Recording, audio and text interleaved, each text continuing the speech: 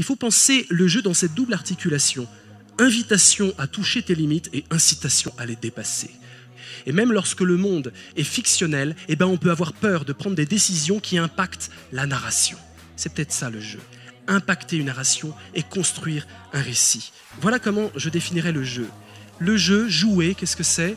C'est optimiser savoureusement, bien sûr tous les mots comptent, optimiser savoureusement ses habitudes décisionnelles pour accroître sa liberté dans un champ donné. Je vous explique parce que ça a l'air très compliqué, en fait c'est limpide, j'espère que ça va être limpide pour vous.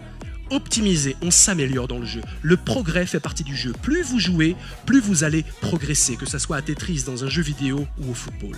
Optimiser savoureusement. Imaginez dans l'éducation nationale, si on avait des professeurs qui commençaient à être des maîtres du jeu au sens de jeu de rôle, ça changerait la donne puisque ça réinviterait la passion sur la table de l'éducation, alors que pour l'or, l'éducation consiste en général à dépassionner les élèves pour les adapter au monde contemporain. Optimiser savoureusement ses habitudes décisionnelles. Dans le jeu, je fais des choix, c'est ça qui est excitant. Et ces choix deviennent comme des réflexes. Et ce n'est pas pour rien que les animaux jouent et apprennent à travers le jeu. La nature a fait du jeu l'instrument de l'apprentissage. Il s'agit de développer des réflexes nouveaux.